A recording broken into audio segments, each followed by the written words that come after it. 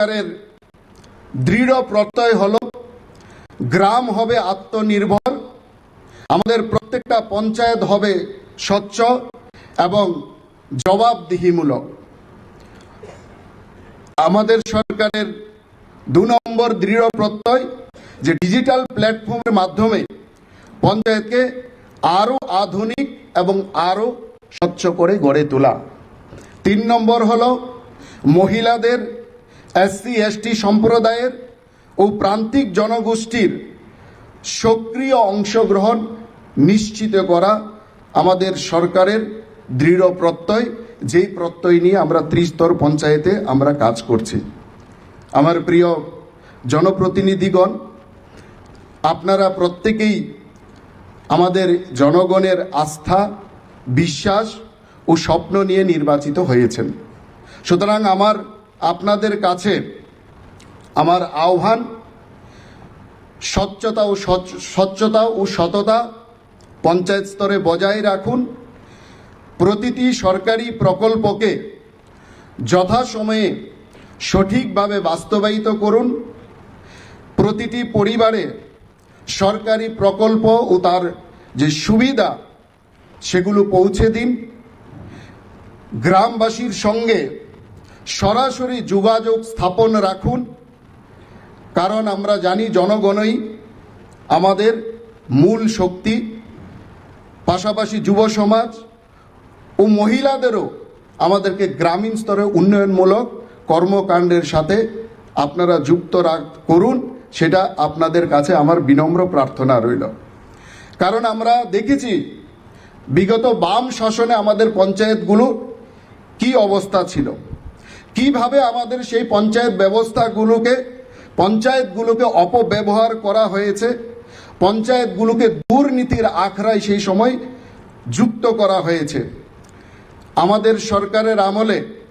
কিন্তু আমরা সেভাবে পঞ্চায়েতের অপব্যবহার আমাদের সরকারের আমলে করা যাবে না। বিগত দিনে কি চলেছে আমরা সবাই এখানে তার সাথে আমরা সবাই জানি কিভাবে বিগত সময়ে পঞ্চায়েতকে দুর্নীতির আখড়া হিসাবে ব্যবহার করা হয়েছে এবং যার ফলে বিগত সরকারের পতন ঘটেছে। সুতরাং বিগত সরকারের আমলে যেভাবে পঞ্চায়েত চলেছে, আমাদের সরকারের আমলে সেইভাবে চললে হবে না। কারণ আমাদের সরকারের দৃষ্টিভঙ্গি এবং বিগত সরকারের দৃষ্টিভঙ্গি কিন্তু আকাশ পাতাল তফাৎ। কোনো ধরনের দুর্নীতি আমাদের সরকারের আমলে ত্রিস্তর পঞ্চায়েত স্তরে সেটা বরদাস্ত করা হবে না। এবং দুর্নীতি যদি প্রমাণিত হয়, সেখানে কিন্তু কঠোর থেকে কঠোর ব্যবস্থা গ্রহণ হবে, সে যেই হোক না কেন, এটা আমাদেরকে মাথায় রাখতে হবে। বিগত দিনে আমরা দেখেছি যে পঞ্চায়েতের যত সুযোগ সুবিধা আসতো, সেই সরকারের আমলে প্রথমে প্রধান উপপ্রধান নিজেদের মধ্যে ভাগ করতেন, তারপর পঞ্চায়েত প্রতিনিধিদের মধ্যে নিজেদের সেই সুযোগ সুবিধা প্রকল্প সেগুলোকে ভাগ করতেন, তারপর নিজের আত্মীয় স্বজনের মধ্যে সেইগুলোকে ডিস্ট্রিবিউশন করতেন, তারপর পার্টির ক্যাডারদের মধ্যে অবশিষ্ট কিছু থাকলে পার্টির ক্যাডারদের মধ্যে সেটা ডিস্ট্রিবিউশন করতেন। আর যেখানে যারা বঞ্চিত হতেন সেটা হচ্ছে জনগণ। ইনকলাব জিন্দাবাদ, আমরা খাবো জনগণ বাদ। এই ধরনের দৃষ্টিভঙ্গি কিন্তু আমাদের সরকারের আমলে চলবে না। সেটা আমাদেরকে ভালোভাবে আজকের এই প্রশিক্ষণ থেকে আমাদের মাথায় নিয়ে যেতে হবে। বেনিফিশিয়ারি সিলেকশনের ক্ষেত্রে আমরা দেখেছি বিগত সরকারের আমলে যে একই ব্যক্তিকে বারবার একই ব্যক্তিকে বেনিফিশিয়ারি দেওয়া হয়েছে। আমাদের সরকারের আমলে যেন একই ব্যক্তিকে বারবার বেনিফিশিয়ারি না দেওয়া হয়, গ্রামের সমস্ত জনগণকে সাথে সেখানে যুক্ত করা যায়, তাদের বেনিফিশিয়ারির আওতায় যাতে নিয়ে আসা যায়, সেই দৃষ্টিভঙ্গি নিয়ে কিন্তু আমাদের কাজ করতে হবে। কোনো কাজের জন্য বিগত সরকারের সময় আমরা দেখেছি পঞ্চায়েত প্রতিনিধিরা কি করেছেন। যেই কোনো পঞ্চায়েতের কাজের জন্য টাকা নেওয়া, সামাজিক বিচারের নামে টাকা নেওয়া, লোন দেওয়ার নামে টাকা নেওয়া, কোনো প্রকল্পের সুবিধা দেওয়ার নামে সেখানে হাপ্তা চাওয়া, এই ধরনের বিগত দিনে কিন্তু আমরা দেখেছি। সুতরাং এই ধরনের বিষময় পরিস্থিতি যেন আমাদের সরকারের আমলে যাতে না আসে, সেটা আমাদেরকে সম্পূর্ণরূপে আমাদেরকে মাথায় রাখতে হবে। বিগত সরকারের সময় আমরা দেখেছি যে পঞ্চায়েতের প্রধান এবং উপপ্রধানেই সর্বে সর্বা, প্রধান উপপ্রধান মিলে গেছেন মানে আর কারোর সেখানে কোনো গুরুত্ব নেই। কোনো পঞ্চায়েত প্রতিনিধিকে সেই সময় চামচা আকারে ব্যবহার করা হতো, তাদের কোনো সম্মান দেওয়া হতো না এবং তাদেরকে কোনো গুরুত্ব দেওয়া হতো না। আমাদের সরকার সেই নীতিতে বিশ্বাস করে না।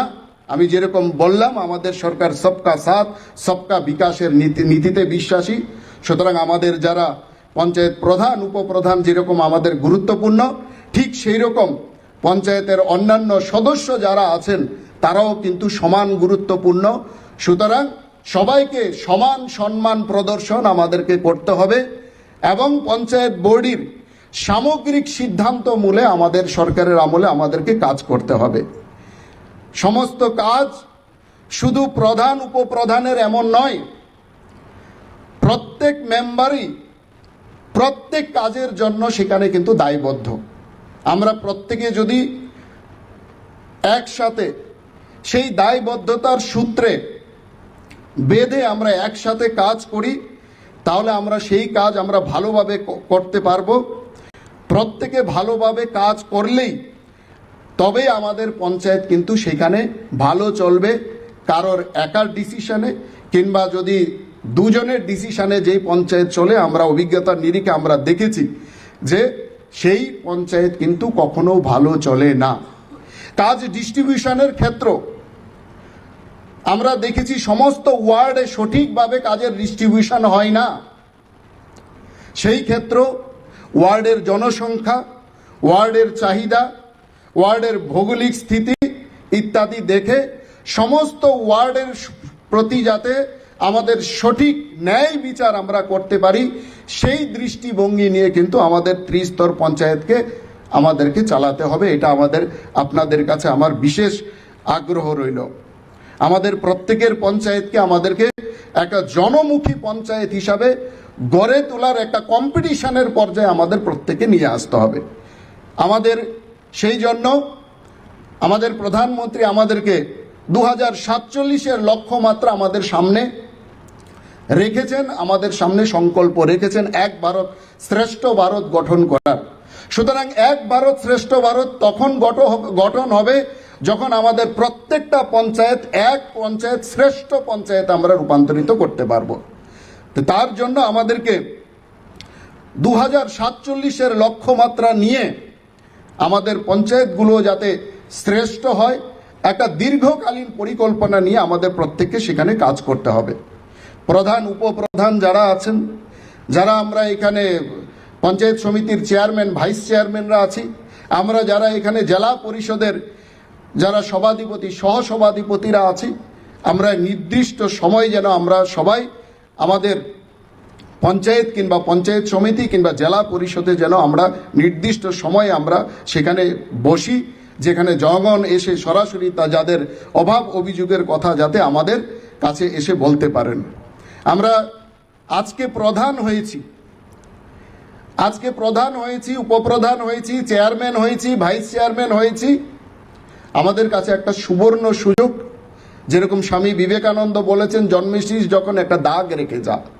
আমরা যখন দায়িত্বে আছি, হয়তো চিরজীবন আমরা এই দায়িত্বে থাকবো না, কিন্তু এমন কিছু কাজ যাতে আমরা করে যাই যাতে আমাকে প্রধান হিসাবে, আমাকে চেয়ারম্যান হিসাবে, আমাকে সভাধিপতি হিসাবে চিরজীবন আমাকে মানুষ মনে রাখতে পারে। আমরা গ্রামের মধ্যে এরকম অনেক মানুষ আমরা দেখি, অনেক মেম্বার দেখি, হয়তো 20 বছর আগে 15 বছর আগে সে মেম্বার ছিল, কিন্তু আজ অবধি গ্রামের মানুষ তার সেই সময়কার কর্মগুণে আজ অবধি গ্রামের মানুষ তাকে মেম্বার হিসাবে সম্মানিত করে, তাকে প্রধান হিসাবে সম্মানিত করে। সুতরাং আমরা সেই সুযোগটা পেয়েছি, আমরা খুব সৌভাগ্যবান। সেই সৌভাগ্যটা যেন আমরা কাজে লাগাতে পারি। আমাদের বয়স কত সেটা কিন্তু কোনো ফ্যাক্টর নয়। আমরা প্রধান হয়েছি, আমরা চেয়ারম্যান হয়েছি, আমরা সভাধিপতি হয়েছি, আমরা কিন্তু গ্রামীণ মানুষদের কাছে আমরা অভিভাবক। আমরা যাতে সেই অভিভাবক সুলভ আচরণ আমরা যাতে প্রত্যেক গ্রামীণ জনসাধারণের কাছে আমরা করতে পারি, অর্থাৎ পঞ্চায়েতের মাধ্যমে এই সরকারটাতে আমার সরকার, এই প্রতিনিধিগুলো যে আমার প্রতিনিধি, গণতন্ত্রের প্রতিনিধি। সুতরাং সেই ভরসা এবং সেই ধরনের অনুভব যাতে আমার গ্রামীণ মানুষেরা আমাদের মাধ্যমে করতে পারে, তার জন্য আমাদের, আমি যেটা শুরুতে বলেছিলাম, আমাদের কথাবার্তা, আমাদের আচার আচরণ, আমাদের ব্যবহার, সেটাও কিন্তু আমাদেরকে অত্যন্ত সতর্কতার সাথে অবলম্বন করতে হবে। কারণ আমরা যখন একবার প্রধান হয়েছি, উপপ্রধান হয়েছি, আমরা যখন চেয়ারম্যান হয়েছি, আমরা সভাধিপতি হয়েছি, আমাদের প্রত্যেকের পেছনে কিন্তু শত্রু আছে, সেটা আমাদেরকে মাথায় রাখতে পারে। সে বিরোধী দলেরও হতে পারে, সে আমার দলেরও হতে পারে, কিংবা সে অন্যান্য সংবাদ মাধ্যম থেকে শুরু করে যেই কোনো মাধ্যম হতে পারে। সুতরাং আমাদেরকে সব সময় আমাদেরকে সতর্ক থাকতে হবে। জনপ্রতিনিধি রূপে শুধুমাত্র আমি একজন ব্যক্তি তা কিন্তু এখন আমরা নয়। আমাদের এখন 3 ধরনের দায়িত্ব আমাদেরকে পালন করতে হবে। আমাদের সামাজিক দায়িত্ব আমাদেরকে পালন করতে হবে, আমাদেরকে রাজনৈতিক দায়িত্ব আমাদেরকে পালন করতে হবে, এবং প্রতিনিধি রূপে আমাদেরকে কিন্তু প্রতিনিধিত্বমূলক দায়িত্ব কিন্তু আমাদেরকে পালন করতে হবে। এবং 3টে দায়িত্বই আমাদেরকে ভালোভাবে আমাদেরকে পালন করতে হবে। সুতরাং আমাদের আজকের এই যে প্রশিক্ষণ, এই প্রশিক্ষণ কেবল একটি আনুষ্ঠানিকতা নয়, এটি আমাদের যে কর্মক্ষমতাকে বাড়ানোর একটা শক্তি। আজকের এই 2 দিন ব্যাপী এই প্রশিক্ষণের মধ্যে আমরা যে শিক্ষা পাব, সেই শিক্ষা আমাদের আগামী দিনে সাফল্যের পথ প্রদর্শক হবে। সবশেষে আমি এটাই বলবো, শক্তিশালী পঞ্চায়েত মানে শক্তিশালী গ্রাম, শক্তিশালী গ্রাম মানে শক্তিশালী রাজ্য, আর শক্তিশালী রাজ্য মানেই শক্তিশালী ভারত, এক ভারত শ্রেষ্ঠ ভারত। সুতরাং এই কর্মশালার সফলতা কামনা করে আপনাদের সকলের নিষ্ঠা ও পরিশ্রমের মাধ্যমে আমাদের ত্রিপুরার গ্রামাঞ্চল আরও উন্নত, আরও আত্মনির্ভর হোক, এই প্রত্যাশা রেখে আমি আমার বক্তব্য এখানেই শেষ করছি। সবাইকে অনেক অনেক ধন্যবাদ। অসংখ্য ধন্যবাদ মাননীয় মন্ত্রী মহোদয়, শ্রী কিশোর বর্মন মহোদয়কে ওনার মূল্যবান বক্তব্যের মাধ্যমে আমাদের অনুপ্রাণিত করার জন্য অসংখ্য ধন্যবাদ মহোদয়। এখন আমাদের সামনে মূল্যবান বক্তব্য রাখতে অনুরোধ রাখছি প্রধান অতিথি ত্রিপুরা রাজ্যের মাননীয় মুখ্যমন্ত্রী প্রফেসর ডক্টর মানিক সাহা মহাশয়কে।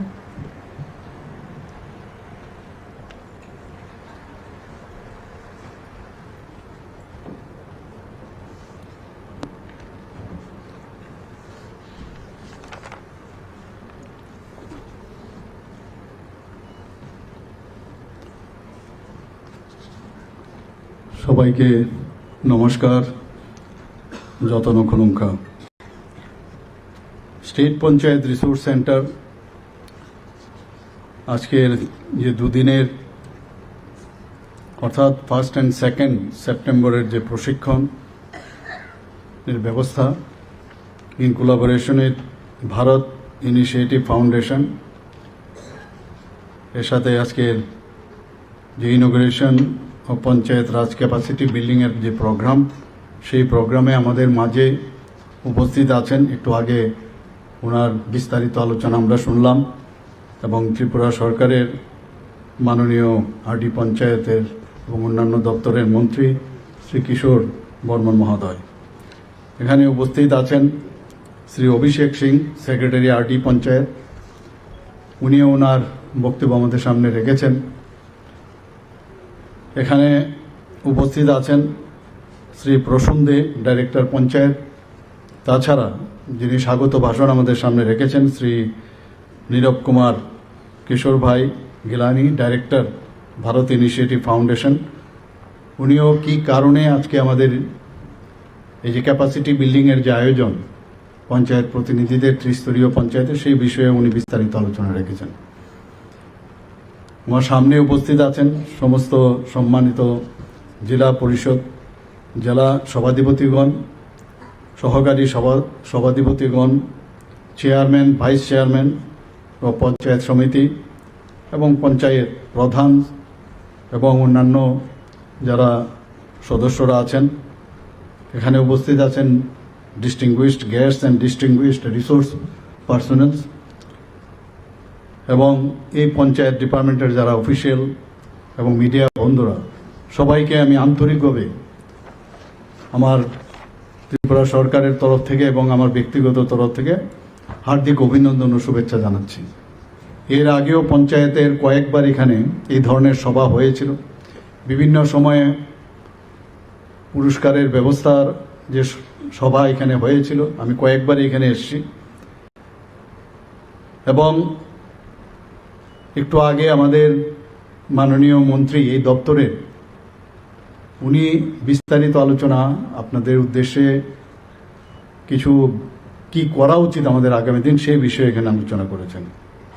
আমি এই মহৎ যে আয়োজন, তার জন্য পঞ্চায়েত দপ্তর সহ যারা আয়োজকের সাথে যুক্ত তাদের এবং রিসোর্স পার্সোনাল যারা আছেন সবাইকে আমি বিশেষভাবে ধন্যবাদ জানাচ্ছি।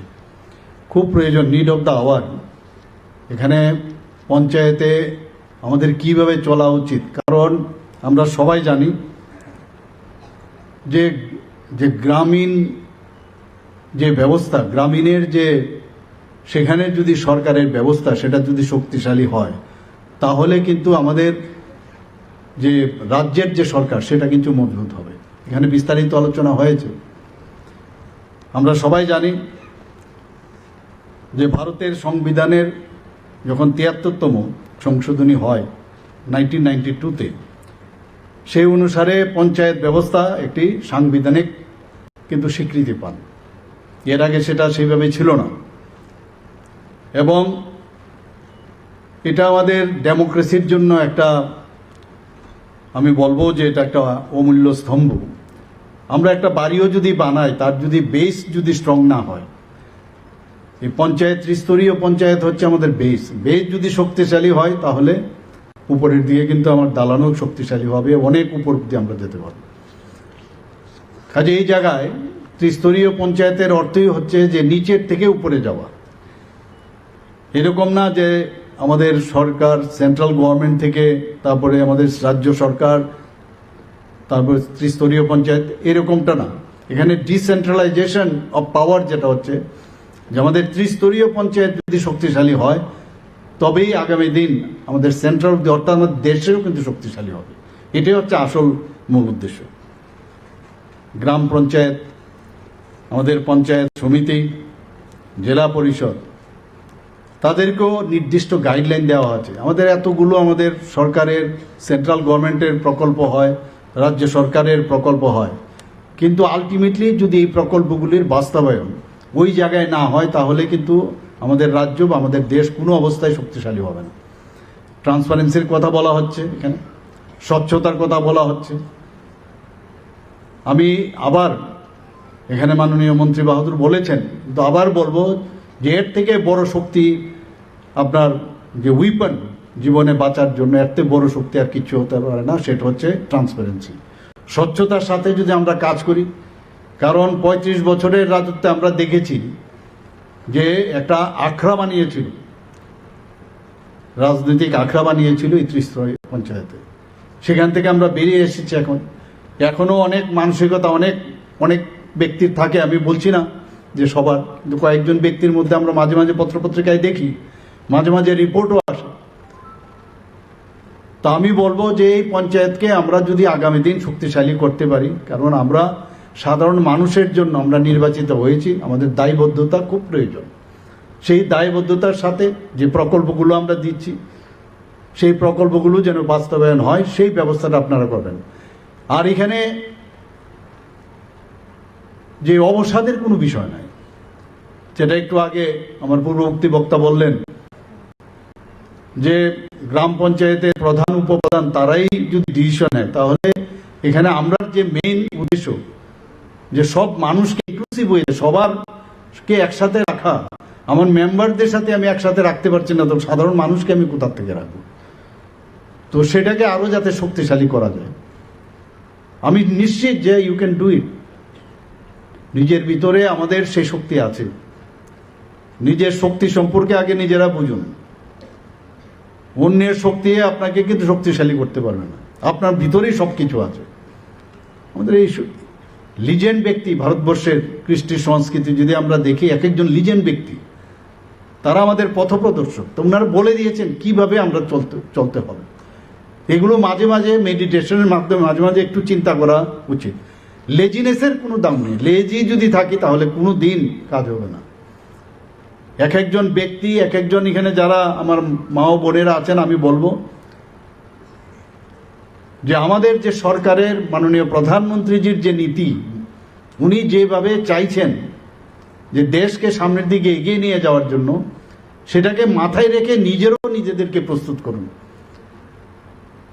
কে জানে এখানের যিনি পঞ্চায়েতের আজকে যে প্রতিনিধি এসছেন, আগামী দিন ওর জন্য কোন জায়গায় ওনার স্থান রাখা হয়েছে। আমরা এর মধ্যেও দেখেছি মাননীয় প্রধানমন্ত্রীজি এক চা ঘর থেকে এসছেন, চাই বিক্রি করতেন ওনার বাবা, সেই জায়গার থেকে আজকে প্রধানমন্ত্রী হয়েছে।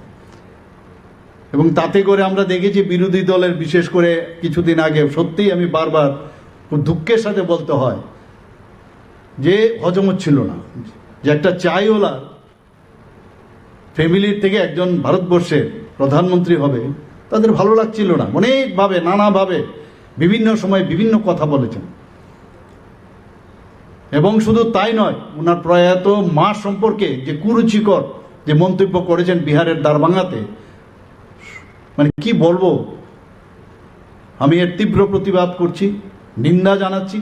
প্রায়শ সব জায়গায় আমি এই কথাটা বলি। বিহারের একটা সংস্কৃতি আছে, ভারতবর্ষের সংস্কৃতি তো আছেই, সেই সংস্কৃতির উপরে একটা আঘাত।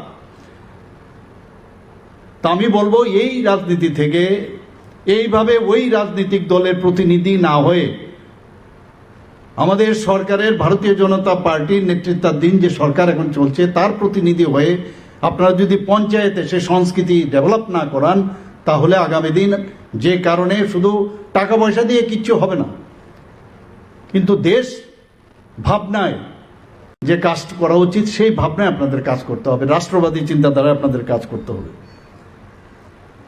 আমাদের যে 1956 সালে ন্যাশনাল ডেভেলপমেন্ট কাউন্সিল, সেখানে বলবন্ত রায় মেহতার নেতৃত্বে একটি কমিটি হয়েছিল, আপনারা সবাই জানেন, এখানে যারা রিসোর্সফুল পার্সন আছেন অন্যরা। এবং সেখানে এই যে আমাদের গ্রামের যে গ্রামগুলোকে কিভাবে ডেভেলপ করা যায়, তার অর্থনৈতিক উন্নয়ন কিভাবে হবে, রাস্তাঘাট, স্বাস্থ্য, এভরিথিং, বয় প্রণালী কিভাবে ডেভেলপ হবে, তার জন্য ওনাকে দায়িত্ব দেওয়া হয়েছিল। এবং পরবর্তী সময়ে উনি রিপোর্ট জমা দিয়েছেন। সেই রিপোর্টে বলা হয়েছে ত্রিস্তরীয় পঞ্চায়েত, এক একটা পঞ্চায়েতের যে কি কি দায়িত্ব সেই সম্পর্কে বলা হয়েছে। এবং সেই পঞ্চায়েতগুলোর যাতে তারা শক্তিশালী হতে পারে, তাদেরকে পূর্ণ ক্ষমতা দেওয়া যায়, তাদের বিশেষ দায়িত্ব দেওয়া যায়, তার জন্য সেই রিপোর্টে বলা হয়েছে। এবং সেখানে অর্থ থেকে আরম্ভ করে অন্যান্য সম্পদ কিভাবে রাখা যাবে তার বিষয়ে কথা বলা হয়েছে। সামাজিক অর্থনৈতিক উন্নয়ন সম্পর্কে সেই রিপোর্টে বলা হয়েছে। আমরা সবাই জানি যে ভারতবর্ষে প্রায় 65 থেকে 70% কিন্তু মানুষ গ্রামে বসবাস করে। আমাদের রাজ্য একই অবস্থা, এখানেও 60 থেকে 75%, 70% মানুষ গ্রামে বাস করে। এবং আমাদের আজকে জিএসডিপির কথাই বলুন, পার ক্যাপিটা ইনকামই বলুন, যাই বলুন, সব কিন্তু ডিপেন্ড করছে গ্রামের যদি অর্থনৈতিক সামাজিক উন্নয়ন হয়, তবেই সেটা সম্ভব হবে। এবং সেই দিশায় কিন্তু আমরা কাজ করছি। আমরা চাই যে দেশের যে অর্থনীতি, দেশের যে খাদ্য উৎপাদন এবং সাংস্কৃতিক যে আমাদের পরম্পরা, সেই ঐতিহ্য আমাদের গ্রামগুলোতে যেন সেটা বজায় রাখে। এবং সেখানে কিন্তু গ্রামের যে উন্নয়ন, সেই কারণে ত্রিস্তরীয় পঞ্চায়েতে শুধু খালি আমি বেনিফিশিয়ারি সিলেকশন করলাম আর তাদেরকে আমরা বেনিফিশিয়ারির যে স্কিমগুলো সেগুলো প্রদান করলাম, তা নয়। সার্বিকভাবে উন্নয়নের লক্ষ্য কিন্তু আমাদের থাকতে হবে। আমাদের একটা সামগ্রিক যে ওভারঅল যে উন্নয়ন, আজকে আমাদের গ্রামীণ এলাকায় যদি হয় তবেই এটা সম্ভব হবে। স্বাধীনতার পর আমরা দেখেছি যে আগে সরকার শুধুমাত্র যে শহর উন্নয়নের দিকে নজর দিয়েছে, গ্রামীণের উন্নয়নের দিকে কিন্তু সেই রকমভাবে নজর দেয়নি। কিন্তু মাননীয় প্রধানমন্ত্রী নরেন্দ্র মোদীজি যখন 2014-তে আসলেন, এর আগে অটলজিও চেষ্টা করেছেন অনেকবার, তারপর কিন্তু দেখা গেল না যে আমাদের গ্রামীণ উন্নয়ন যদি না হয় তাহলে কোনো অবস্থায় রাজ্য বা দেশ উন্নয়ন হবে না। এবং ত্রিস্তরীয় পঞ্চায়েতের মেইন উদ্দেশ্য হচ্ছে সেটা।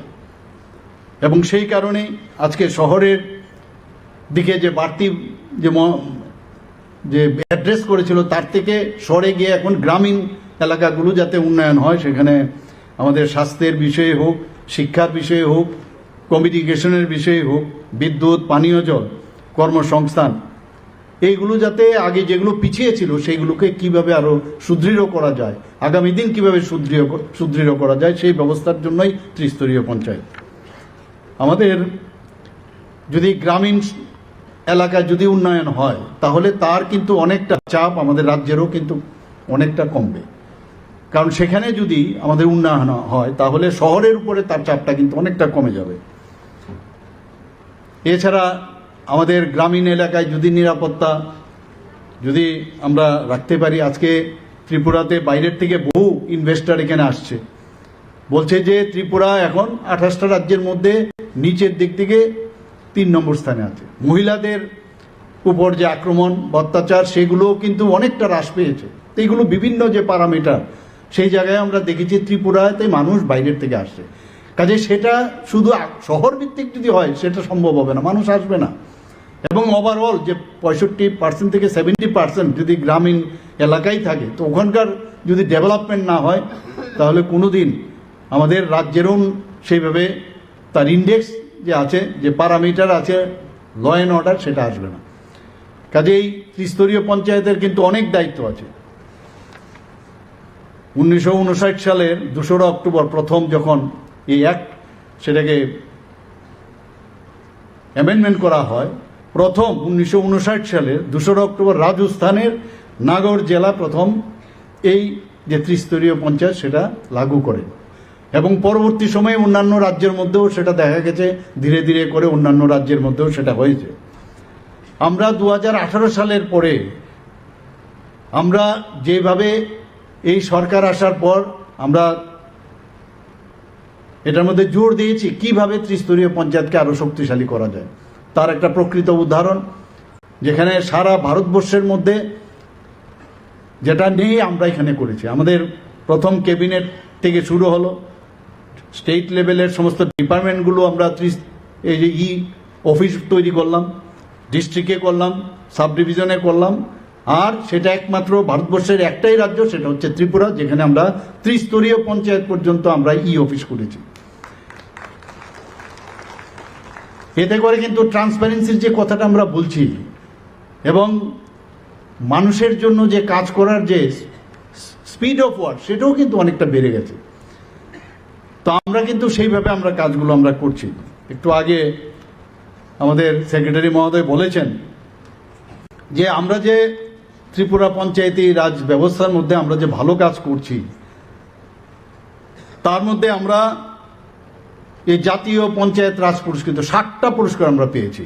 এটা কিন্তু চারটিখানি কথা না, এবং এটা পসিবল হয়েছে আপনারা সবার যে নিরলস প্রচেষ্টার কারণে, এবং ডিপার্টমেন্ট থেকে সেই চেষ্টা করেছেন, তবেই এটা সম্ভব হয়েছে।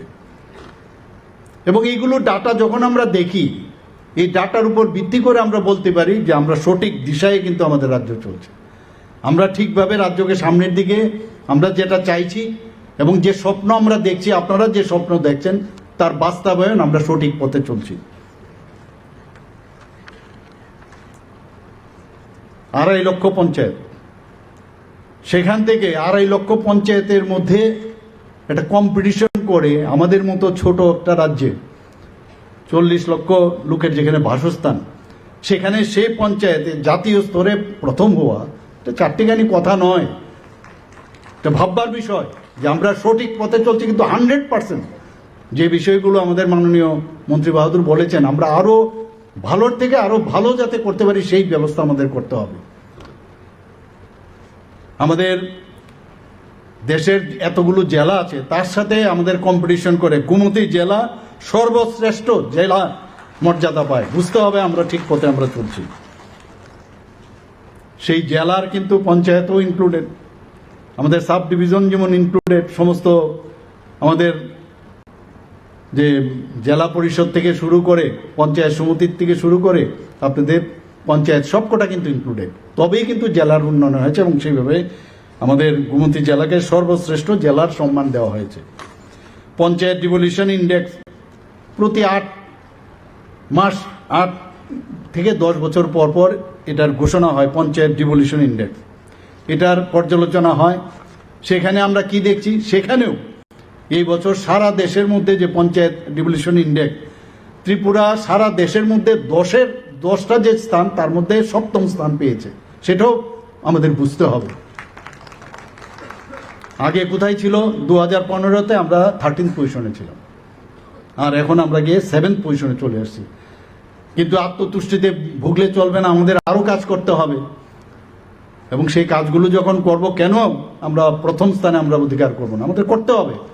আমি যখন দিল্লিতে যাই বিভিন্ন সময়ে, মাননীয় প্রধানমন্ত্রীজি থাকেন, বিভিন্ন প্যারামিটারে ভারতবর্ষের মধ্যে ত্রিপুরা কিন্তু এখন একটা উল্লেখযোগ্য স্থান অধিকার করে রেখেছে। কাজেই সেই জায়গায় পঞ্চায়েত যদি আরও ভালো কাজ করেন, আমাদেরও কিন্তু গর্বে বুক ফুলে উঠে। তো নিশ্চয়ই আপনারা সেই কাজটা আপনারা করবেন এবং আমি যখন যাই আপনাদের প্রতিনিধিত্ব হয়েই আমি যাই। এখানে পঞ্চায়েত অ্যাডভান্সমেন্ট যে ইন্ডেক্স, সেখানেও আমরা দেখেছি পঞ্চায়েতি রাজ মন্ত্রক একটা ঘোষণা দিয়েছেন, সেখানে আমাদের যে ত্রিপুরার মোট 42টি যে পঞ্চায়েত, সেখানে গ্রেড এ পেয়েছে 42টি গ্রেড এ, এবং তাতে করে আমাদের যে টোটাল যে পঞ্চায়েত আছে তৎকালীন সময়ের যে 1176, সেই অনুযায়ী 3.5% আমরা অধিকার করেছি। আবার 728টি পঞ্চায়েত গ্রেড বি আমরা পেয়েছি, সেখানে এই পার্সেন্টেজ যদি আমরা দেখি 61.9% আমরা অধিকার করেছি। 406টি পঞ্চায়েত আমরা গ্রেড সি অর্থাৎ 34.5% আমরা পেয়েছি। কাজেই আমাদের সি থেকে বি যেতে হবে, বি থেকে এ, সেইভাবে আমাদের পার্সেন্টেজ আগামী দিনে আমাদের বাড়াতে হবে। কিন্তু অত্যন্ত খুশির বিষয় যে ত্রিপুরার কোনো পঞ্চায়েত গ্রেড ডি কিন্তু পায়নি, এটা আমাদের জন্য অত্যন্ত আনন্দের বিষয়। অনেক প্রদেশে কিন্তু গ্রেড ডি পেয়েছে, কিন্তু আমরা কিন্তু গ্রেড ডি পাইনি। অর্থাৎ আমরা যেভাবে আমাদের যে রোড ম্যাপ, এখানে আমার পূর্ববর্তী বক্তা বলেছেন যে মাননীয় প্রধানমন্ত্রী যে বিকশিত ভারত 2025-এর যে রোড ম্যাপ রেখেছেন, সেখানে আমরাও কিন্তু প্রতিটা রাজ্য যদি আমাদের বিকশিত স্টেট না হয়, তাহলে কি করে আমাদের দেশ বিকশিত হবে। আমরা ত্রিপুরাতে আমরাও কিন্তু বিকশিত ত্রিপুরার গাইডলাইন 2047 কবে হবে তাও কিন্তু আমরা প্রকাশ করেছি, কিছুদিন আগে আপনারা দেখেছেন। এবং সেটা সম্ভব হবে যদি আমরা সমস্ত এই ধরনের যে কর্মকাণ্ড আমরা করছি, সেটাকে যদি আমরা গ্রেড এতে নিতে পারি, তাহলে সেটা সম্ভব হবে। আপনারা শুনে খুশি হবেন যে 2,55,699টি পঞ্চায়েতের মধ্যে মোট 2,16,285টি পঞ্চায়েত তারা কিন্তু এই যে ডিভলিউশন যেটা হয়েছে ইন্ডেক্স, সেখানে পার্টিসিপেট করেছে। এবং সেটা যদি আমরা দেখি, আমাদের সর্বভারতীয় স্তরে 84.5% মাত্র তারা এখানে কম্পিটিশনের জন্য বা তারা তাদের সমস্ত কাগজপত্র জমা দিয়েছে, পার্টিসিপেট করেছে। কিন্তু ত্রিপুরাতে আমরা দেখেছি 100%, অর্থাৎ 1176টি পঞ্চায়েত তারা কিন্তু সেখানে অংশ গ্রহণ করেছে। Very important, very good. এবং সেখানে যদি আমরা দেখি যে 699টি যে পঞ্চায়েত গ্রেড এ, সেটা সারা ভারতবর্ষের মধ্যে পেয়েছে। কিন্তু তার যদি পার্সেন্টেজ দেখি 0.32%, অথচ আমাদের ত্রিপুরাতে এই 42টি পঞ্চায়েত এ গ্রেড যে অন্তর্ভুক্তি হয়েছে একটু আগে যেটা আমি বললাম, সেটাকে যদি আমরা দেখি পার্সেন্টেজ হিসাবে, সেটা 3.5%, অর্থাৎ জাতীয় সাফল্যের 6% আমরা অংশীদার। এই কারণে ত্রিপুরায় এই যে সূচকগুলো আছে, সেই সূচকে দেশের শ্রেষ্ঠ যে প্রদর্শনকারী রাজ্য হিসাবে এখন স্বীকৃতি পেয়েছে। আমরা আরও কয়েকটা ডাটা দিয়ে আমরা, বিরোধীরা অনেক সময় অনেক কথা বলেন, আবল তাবল যা খুশি তাই বলেন, কিন্তু কাগজপত্রের সাথে ওদের কোনো যোগাযোগ নেই। পড়াশোনা তো মানে সেটা তো আর কি বলবো, বলে আর লাভ নেই। তো সেই জায়গায় আজকে পার ক্যাপিটা ইনকামের কথা যদি বলি, আমরা আজকে নর্থ ইস্টার্ন জোনের মধ্যে পার ক্যাপিটা ইনকাম, এই যে ছোট রাজ্যের মধ্যেও আমরা আজকে সিকিমের পরে সেকেন্ড বেস্ট আমরা পার ক্যাপিটা ইনকাম। আজকে জিএসডিপির কথা যদি বলি, আমরা আসাম বড় রাজ্য, সেই আসামের পরে আমরা জিএসডিপি তো আমরা সেকেন্ড হাইয়েস্ট এই ত্রিপুরা রাজ্য, অর্থাৎ আমরা ঠিকভাবে চলছি। এখানে গ্রামীণ এলাকার কথাবার্তা হচ্ছে, যেহেতু গ্রামীণ ত্রিস্তরীয় পঞ্চায়েত, অত্যন্ত খুশি লাগে যে আমাদের মাননীয় প্রধানমন্ত্রীজি বলছেন যে লাখপতি দিদি আমাদের বানাতে হবে। এর আগে কতজন লাখপতি দিদি ছিল, আর এইবার কত হয়েছে? 1,08,000 আমাদের লাখপতি দিদি এই ত্রিপুরাতে হয়ে গেছে, এবং প্রতিদিন সেটা বাড়ছে আমাদের। আমরা মাননীয় প্রধানমন্ত্রীজি ডিজিটাল ইন্ডিয়া যে লক্ষ্যমাত্রা, সেই হিসাবে আমরাও কিন্তু সেভাবে আমরা কাজ করছি। আমাদের প্রতিটি পঞ্চায়েতে, আপনারা নিশ্চয়ই এগুলোতে অলরেডি আপনারা অনেক বেশি জানেন আমার থেকেও, কারণ আপনারা মেইন ফিল্ডে আছেন, যে পিএফএমএস অর্থাৎ পাবলিক ফিনান্সিয়াল ম্যানেজমেন্ট সিস্টেম, এর মাধ্যমে কিন্তু লেনদেন হয়। আগে তো ক্যাশ ইত্যাদি এইসব হতো, সেখানেও কিন্তু ট্রান্সপারেন্সির যে ব্যবস্থা, সেই দিকেও কিন্তু আমরা এই কাজটা করছি। অনলাইন পোর্টাল, সেখানেও মানে যে রেজিস্ট্রি হয়, সেখানে রেজিস্ট্রেশন হয়। স্বপ্ন পঞ্চায়েত, স্বচ্ছ পঞ্চায়েতের ব্যবস্থার, যেটা আমরা সবসময় বলি মূল ভিত্তি, সেটাও হচ্ছে। কিছুদিন আগে আপনারা দেখেছেন মজলিশপুর কেন্দ্রের সেখানে যে ব্লক, সেই ব্লকের পশ্চিম যে মজলিশপুর গ্রাম পঞ্চায়েত, এই যে আমরা বললাম ডিজিটাল ইন্ডিয়া, মাননীয় প্রধানমন্ত্রীজি ডিজিটাল পঞ্চায়েত, সেখানে জাতীয় স্তরে ন্যাশনাল লেভেলে ই গভর্নেন্স ক্যাটাগরিতে দ্বিতীয় পুরস্কার অর্জন করেছে। আপনারা সবাই জানেন, ইত্যবসরে আজকে আমাদের এখানে পঞ্চায়েত লার্নিং সেন্টার ট্রেনিং দেওয়া হচ্ছে। এখানে আইএসও সার্টিফিকেশনের বিষয়গুলো সেখানে তার উপরও কাজ হচ্ছে, এবং আজকে এখানে যে ক্যাপাসিটি বিল্ডিংয়ের যে আরও 2 দিন সমানে হবে, আমি নিশ্চিত যে সেগুলোও কিন্তু আপনাদের জন্য অনেক কিছু জানার সুযোগ আপনাদের হবে। এবং মাননীয় প্রধানমন্ত্রীজি বারবার বলছেন, উনি যখন 2014-তে আসলেন, আমরা দেখেছি যে দক্ষতা উন্নয়ন, সেই দক্ষতা উন্নয়নের বিষয়ে উনি যখন দেখলেন মাত্র 32% আমাদের ভারতবর্ষে সবাই আছে, চাকরি করছে, সব ঠিক আছে, কিন্তু তার যে যে জায়গায় সে আছেন, সে ডাক্তারি হোক বা কর্মচারী অন্যান্য দপ্তরের হোক, তার যে দক্ষতা, সে এমপ্লয়েবিলিটির যে ক্যাটাগরি, সেটা কিন্তু সেখানে খুব নিম্নমানের ছিল, অনলি 32%। তো এই 32%-এর যে এই ক্ষমতা নিয়ে, দক্ষতা নিয়ে আমি এই দেশকে কি করে সামনের দিকে নিয়ে যাব, খুব চিন্তায় ছিলেন। যে কারণে উনি বারবার এই দক্ষতা উন্নয়নের উপরে জোর দিচ্ছেন, এবং এই কারণে আজকের যে এই প্রোগ্রাম, আজকে 2 দিন সময় হবে দক্ষতা উন্নয়ন। আমি ভাবি আমি সব জানি, আমি একজন blood specialist for example medical লাইনে, আর আমি যদি ভাবি যে আমি সব জানি, জানার শেষ নেই। Everyday you have to learn, প্রতিদিন আপনার জানতে হবে। এর জন্য skill development is very important.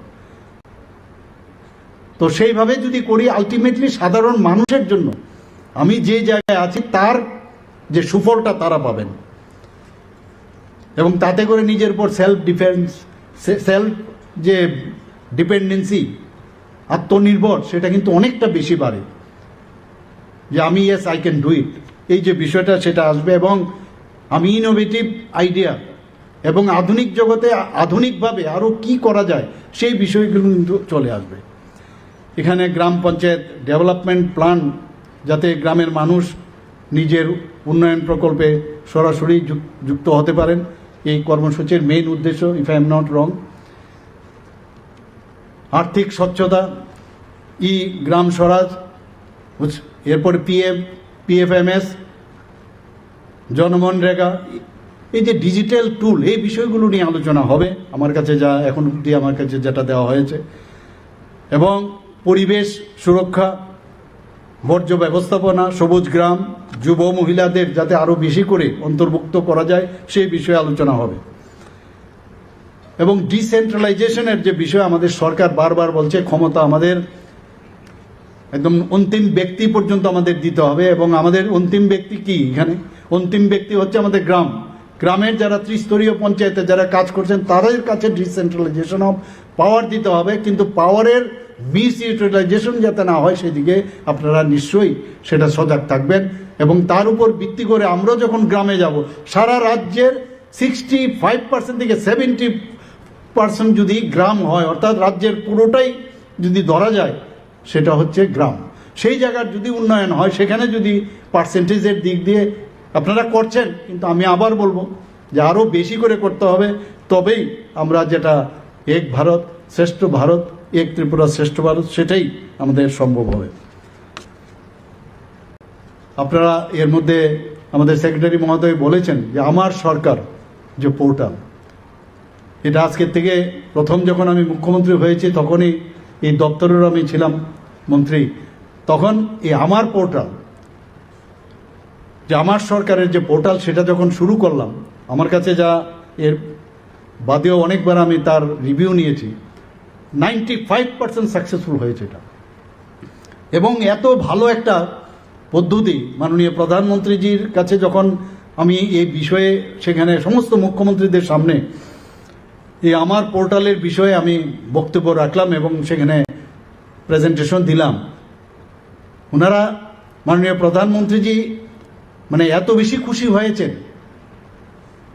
যে উনি খুবই আপ্লুত ছিলেন যে এটা কি করে, এই যে ইনোভেটিভ আইডিয়া, যে নির্দিষ্ট সময়ের মধ্যে 3 দিনের মধ্যে সমস্ত যারা পঞ্চায়েতের যারা প্রধান থেকে শুরু করে অন্যান্য আধিকারিকরা বেরোনো, সেখানে রাস্তা খারাপ, কোথাও ইলেকট্রিসিটি খারাপ, ড্রেনের কাভার নেই, ফটো তুলে সেটাকে আপলোড করা, নির্দিষ্ট সময়ে যদি সেটা কাজ না হয় তাহলে সেটা চলে আসবে আমাদের সাব ডিভিশনাল লেভেলে, ওই যে টাইম লাইন ফিট করা আছে সেখানেও যদি না হয় ডিস্ট্রিক্ট লেভেলে আসবে, ডিস্ট্রিক্ট লেভেলে না আসলে সেটা সেক্রেটারি, চিফ সেক্রেটারি এবং মুখ্যমন্ত্রীর নিতে আসবে। সেই যে ব্যবস্থাপনা কত সুবিধা হয়ে গেছে, অনেক সময় সাধারণ মানুষ অনেক সময় বুঝতে পারে না, বিশেষ করে গ্রামে গঞ্জে, যে কোথায় যাবে, কোথায় কার কাছে গিয়ে কথা বলবে, বললে হবে কি হবে না, একটা সবসময় একটা প্রশ্নবোধক থাকে। সেই জায়গায় আমরা এই প্রযুক্তিকে ব্যবহার করে মানুষের কাছে যাওয়ার যে চেষ্টা, আমার সরকার এখানে দিল্লিতে গিয়ে যখন আমি বলছিলাম, আমার সেটা হিন্দিতে বলতে হয়েছে মেরি সরকার, আমার সরকার বুঝে না অনেক সময় সেখানে আমার, কিন্তু আমাদের এখানে আমার সরকারটা অর্থ, সেই শব্দটা বুঝে এর জন্য আমার সরকার দেওয়া হয়েছে। তো সেই কাজগুলো আরও যাতে আরও ভালো হয়, এবং এই যে প্রতি সপ্তাহে বেরোনোর যে বিষয় আমি যেটা বললাম যে ওয়াকিং ভিলেজ, সেটা নিশ্চয়ই আপনারা সেটা আরও বেশি পরিমাণে আপনারা করবেন, এবং মনে প্রাণে যদি করেন তাহলে তার সাকসেস রেটটা আসবে। আমাদের সরকার, আমরা বারবার বলছি, প্রতি ঘরে সুশাসন, প্রতিটা মানুষের ঘরে যেন যায়, তারও আমরা কিন্তু শুরু করেছিলাম। এবং আমাদের যে বিভিন্ন বেনিফিশিয়ারি যে স্কিম, অনেক মানুষ জানে না, আমরা 100% স্যাচুরেশন যাতে আসে তার জন্য বিভিন্ন জায়গায় বিভিন্ন মেলা করেছি, অ্যাওয়ারনেস করেছি। কারোর আমাদের বেনিফিট দিতে হবে, আর্থিকভাবে সাহায্য করতে হবে, রিভলভিং ফান্ড দিতে হবে, আমরা কৃষিক্ষেত্রে কারোকে কৃষি যে যন্ত্রপাতি সেগুলো দিতে হবে, বিভিন্ন দপ্তরের যে বেনিফিশিয়ারি বিষয়গুলো সেখানে স্টল লাগিয়ে আমরা সেই কাজটা করেছি। এবং 2.0 সেই আমরা 2 বছর সেটা করেছি, আবার আগামী বছর আমরা সেটা করব। সেই প্রতি ঘরে সুশাসন সাকসেসফুল। তো আমরা চাই যে আমাদের যে পঞ্চায়েতগুলো আছে সেটা সেলফ রিলায়েন্ট হোক, আধুনিক হোক, এবং আরও বেশি করে আগামী দিন যেন আমরা উন্নতি করতে পারি সেই দিকে আমাদের নজর রাখতে হবে। আজকের এই কর্মসূচিতে যারা উপস্থিত হয়েছেন সবাইকে আমি আন্তরিক অভিনন্দন জানাচ্ছি। আর বিশেষ করে যারা আমাদের রিসোর্সফুল পার্সনরা এখানে আসছেন তাদেরকে আমি ধন্যবাদ দেব। অত্যন্ত বিশিষ্ট জনেরা, অত্যন্ত গুণী জনেরা এখানে আছেন, নিশ্চয়ই ওনাদের থেকে আপনারা সেই বিষয়গুলো আপনারা জানবেন। এবং আমি বিশেষ করে আমি ধন্যবাদ দেব শ্রী नीरव कुमार किशोर भाई जी के, जिन्हें डायरेक्टर भारत इनिशिएटिव फाउंडेशन, आप यहाँ पर आए हैं और पंचायत दफ्तर के कोलैबोरेशन के साथ आप कुछ यहाँ पर जो आपका सोच है, आप लोगों का जो सोच है, जो पंचायत को शक्तिशाली बनाना है, ये ज़रूर कामयाब होगा। और आने वाले दिन बार बार ये आप आइएगा और ये करना चाहिए, मैं समझता हूँ। And with this I wish this capacity building of panchayat Raj A grand success. जय हिंद, जय माता, भारत माता की जय। অসংখ্য অসংখ্য